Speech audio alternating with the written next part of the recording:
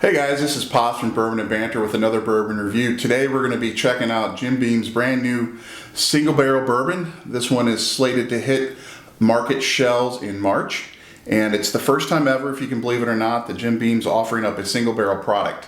That's right, first time ever for single barrel. So it's long overdue in many folks' opinions, so I'm excited to share my thoughts on it with you guys. I thought the best way to really explore this one was to drink it over a couple days, which I've and obviously that's why half this bottle's gone. But at the same time, I wanted to try it and compare it to some of the more common products from Jim Beam, most notably white label and black label. So a couple bits of information. First of all, single barrel, it's just that, coming from a single barrel. We're told that less than 1% of all Jim Beam barrels will be up to quality standards to be included in the single barrel program. So it'll be interesting to see how the flavor profiles shift from barrel to barrel.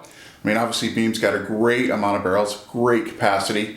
So it'll be really kind of fun to see how things change from barrel to barrel, location to location. So I think fans of this product are going to have some fun with that. It's also going to hit the market. It's going to be at 95 proof. The white label, as you know, comes in at 90 proof, and the black label is coming in at 86 proof, so there's some variation there. And obviously from an age perspective, the white label is 4, black label is 8, and this new single barrel is going to be somewhere between 4 and 7.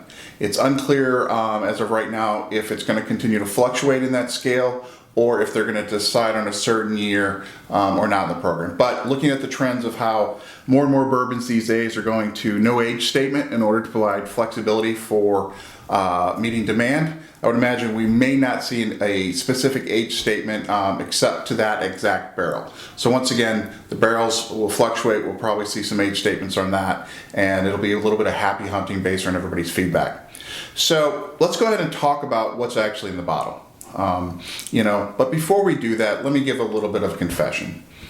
I'll be honest, I'm not a huge fan of Jim Beam white label, and not a real big fan of their black label. There, I said it. For me, the white label has always kind of been overly sweet, corn forward, very corn heavy, with a yeast-like flavor to it as well. And that profile it's not something that I really like. I'll drink it. It's definitely something I don't mind mixing, but as something just to drink or buy myself, I rarely have a bottle of it around, and that's why I've got a small bottle here for tasting purposes, and the same on the black as well. So, obviously though, millions and millions of people really love the white label, and this product is going to be something that I think they're strongly going to consider at the end of the day. But as I said, this one tends to be very corn forward, lots and lots of corn. Reminds me of a very young, even at 4 years, the corn on the front of this thing is amazing with that yeast-like flavor. The black label, since it's aged twice as long, that corn flavor takes a back seat to, a much stronger oak flavor, sort of sawdust, like it's been in the warehouse a long time, and pushes that corn to the back. The single barrel is different.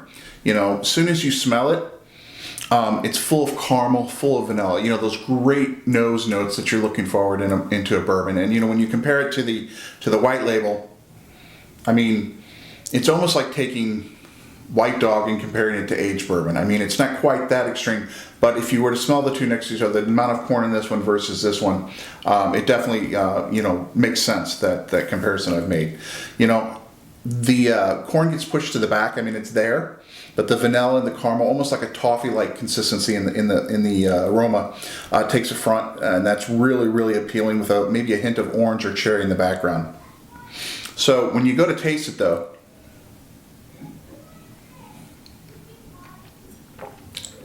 hint of sweet vanilla up front, very quickly followed up by that corn. Now, what's nice is it's not overpowering like with the white label. It's more muted. I can appreciate it a little bit more.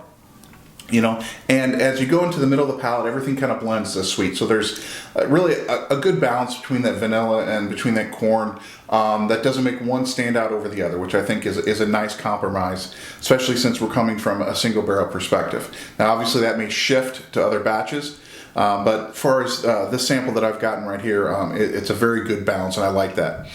On the back, there's that oak flavor that comes out as the bourbon starts to get a little bit older. That's kind of, I think, helping add to that balance. And, you know, the peppery notes that I get out of the Black Label really haven't found themselves here too much, which is kind of nice. And which, once again, I think leads to that overall balance. That being said, you know, it's not overly complex. It's got some nice sweet notes. Nothing seems really out of line, but then at the same time, it's not very deep. You're not going to get multiple layers of flavor out of this. And, you know, I think that's what some of the other Jim Beam expressions and lines are for. Small batch, Knob Creek, things of that nature. You know, someone asked me when they knew I was tasting this, you know, how compared to Knob Creek Single Barrel. They're two totally different beasts, in my opinion. Knob Creek, just from the nose to the taste, screams complexity. It's much richer, much more, you know, many more layers of depth, if you will. So I don't think it's fair to compare those two. I mean, this is really, you know, this is a family you need to compare it with. The you know, the finisher in this is by far the smoothest out of the three. It's got a really smooth finish to it. A little more oak comes out with maybe just a lingering spice in the back. There's really not much of a burn though. I like my bourbons that have a nice full warmth that comes back up from, you know, the back of your throat and your chest. There's nothing like that here. So it's a very clean, dry. It's a finish that left me wanting a lot more, and that's kind of the same with the whole Jim Beam line here. But once again, you know, I don't think anyone's really going to expect to have a really complex finish to it as well. You know, so I think the verdict on this one is, if you're a fan of white label or black label, I think you're going to love this one. I really do. I think it's a step up. It's richer, more flavorful, without some of the rough edges of the white or the black label. So I think you're really going to like it. And with such a large installed fan base, I really think Jim Beam's going to have a big hit with them here. One of the concerns I have, though, is this one is going to be hitting the shelves at $35 basically, whereas with the white label you can get it for $15 or $20 respectively for the black label. So it's a pretty big premium price jump. I mean, make no mistake, this is being positioned as a premium product. They're finally bringing it to market. You know, reasons will vary, but obviously one of them will be driven by the fact that there's money to be made, more people drinking it, more people demanding the product. So is it worth that premium? Is it worth $15 over black label, especially when we don't know what the age is going to be? Not saying age is a guarantee of quality or price, but factor those things in. And I have the same concerns I had with the Signature Select series. Is it really good enough, different enough to justify the price difference, especially when you compare it to all the other bourbons that are in the $30 to $35, $40 price range? Once again, I think it's going to come down to your palate, what you like, any brand loyalty that you may have. But if you like exploring new bourbons, whether or not you're a fan of white or black label, I think you definitely owe yourself, to try it out. Whether you try it in a bar, at a tasting, or go ahead and pick up a bottle. I mean, for most people, $35 is still a good value. So check it out. Come back, let us know what you think. It's going to hit the shelves in March. So talk to your local liquor store, find out when they think they might be getting it, and let us know what you think. We want to thank the folks at Beam for sending a sample of this and letting us air our thoughts. It's been a lot of fun. And until next time, guys, cheers. Talk to you soon.